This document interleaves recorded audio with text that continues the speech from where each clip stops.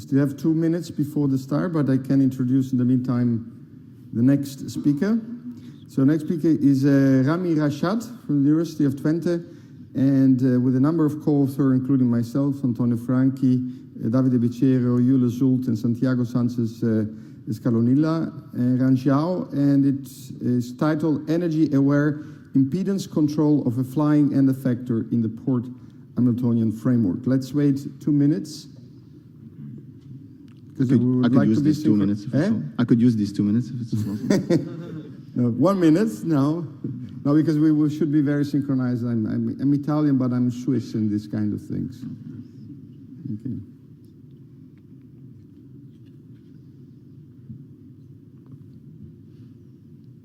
Go for it. Okay. Good morning, everyone. So my name is Rami Rashad, and I'm here waiting for the slides, and which should pop up.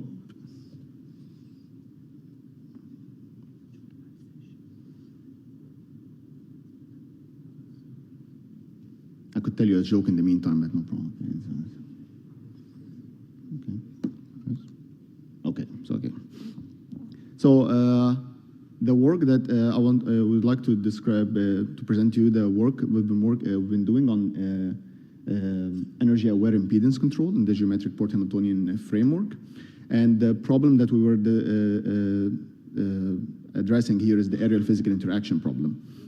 So in a nutshell, the geometric Port-Hamiltonian framework has 3 different routes. The first one is port-based modeling, so bond graphs.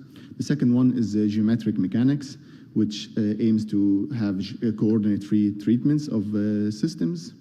And the third one is systems and control theory.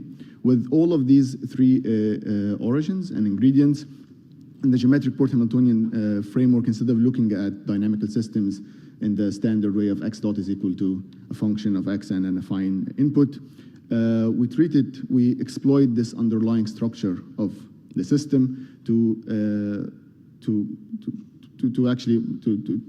exploit it in control and analysis of the dynamics. And then in this way, we can actually see the system differently by decomposing it into its energy storage components, energy dissipation components, and energy supply components, while the rest would be just energy routing and an interconnection structure that connects all of these different components together. And this would be a corresponding bond graph of a Port-Hamiltonian system.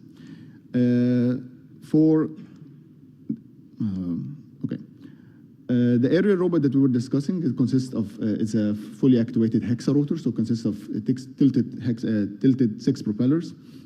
And we treat it as a rigid body dynamics. We model it as a rigid body using rigid body dynamics on SE3. The Port-Hamiltonian dynamics describes the evolution of the states of the robot, which are the configuration and the generalized momentum. The Port-Hamiltonian model characterizes the kinetic and potential energy of the system. This dynamic model has 2 ports, one which characterizes power supplied by the controller, and the other one characterizes power supplied by the environment. A standard impedance controller in this framework would be also considered as a virtual physical system that's attached to the aerial robot. It has 3 components. First, a virtual spring, a spatial 6D spring, and a virtual damper and a gravity compensation term. In order to regulate the interaction range between the aerial robot and the environment, one technique, one possible solution would be to modulate the stiffness of the spring, and we can use this modulation to actually regulate this interaction range. However, a drawback is that of this proposed approach is that the contact stability is no longer guaranteed because of the loss of passivity property. So what we propose in this work is a new framework that we call energy-aware impedance control. In energy-aware impedance control, the regulation of the interaction range is implemented using a concept known as energy tanks and energy routing. An energy tank intuitively takes the extra dissipated energy that's in the control system and uses it to store it to implement this non-passive control action. And we also augment the energy tank here using overflow valves and overflow sink so that we can maintain an absolute energy level to be stored so that we don't have excessive energy inside of the tank. So the contributions of this framework and this energy-aware impedance controller is that first we have the possibility to regulate the interaction range with the environment. We have also guaranteed contact stability with any unknown passive environment. The whole controller is implemented and geometrically consistent with the underlying structure of SE3. And it's highly modular in the sense that here we used an energy observer and an a wrench observer and a stiffness modulation algorithm that could be easily replaced by more advanced ones. We're also using bond graphs in this graphical way. We can actually assess the passivity of the system graphically. We don't have to do any lengthy analytical calculations. And it also allows us to embed high-level control objectives. For one objective that we treated in this work is actually contact loss stabilization. And we introduced a new algorithm known as energy freezing and a melting algorithm. In the sense, and intuitively, in a nutshell, what it does is that once it detects a power surge in the energy tank, it can actually starts to freeze a big portion of the energy in the tank so that just to assess the scenario with the unknown environment to see whether actually it's safe to continue this the wrench regulation or not. And if not, then it automatically cancels and aborts the wrench regulation. And thus we have a it's safe for generic interaction with unknown environments. We validated this algorithm on the number of experiments. In this experiment, what you see here is that the robot is regulating the interaction range. What you see, it's pushing on a surface, a vertical surface, with a force torque sensor behind the surface. So what you see in the top plot is the range being regulated. And you see in the second plot, the stiffness being increased. And in the third plot, you see that the energy in the tank is being depleted as long as the controller regulates this range. Once the maximum allocated energy budget ends, you see now that the controller will shut off the wrench regulation capability, and it will transition in a very smooth manner to a standard impedance controller back again. Another experiment that you see here is that because of the full activation capabilities, we are able to maintain as a forward force, which in this case is, I think it's about 5 newtons. That's a longitudinal force to the wall while pitching at the same time. And you see that the controller is very stable, and we even reach a very high angle, about 15 pitch degrees.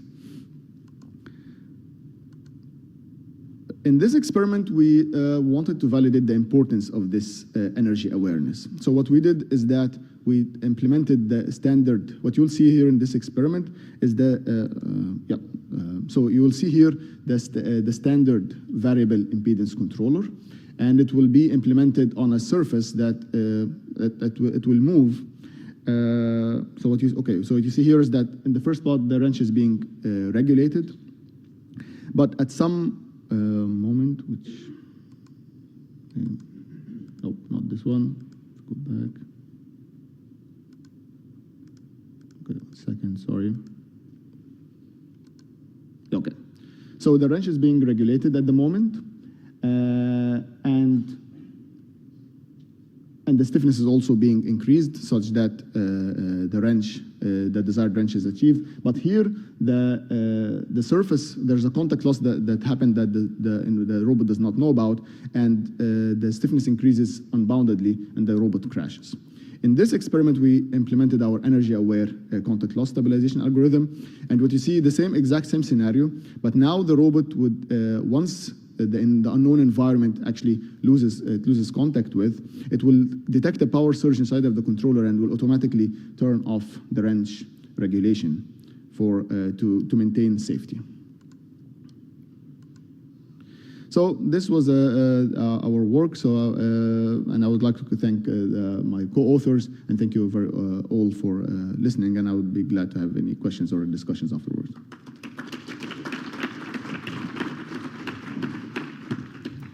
Thank you very much for the nice presentation. Any question from the audience? Yeah, microphone, please.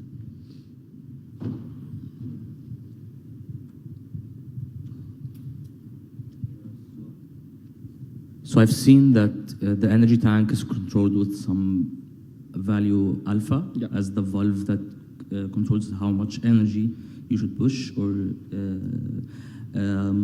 is that, how do you choose that value? Is that like a hyperparameter based, what happens if I choose a high value, and what happens if I choose a low value for the energy tank? Okay, so two things. The alpha itself was actually the valve that allows the energy in the tank to go to be used for the control action that you're interested in.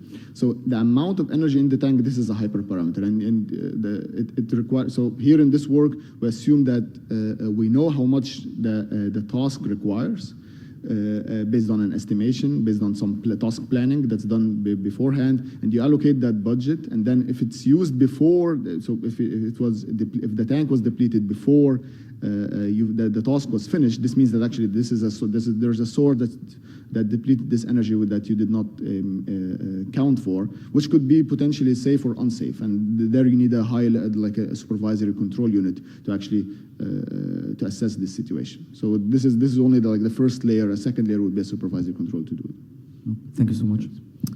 Okay, so thank you very much. Thank you very Let's much. thank the speaker again. So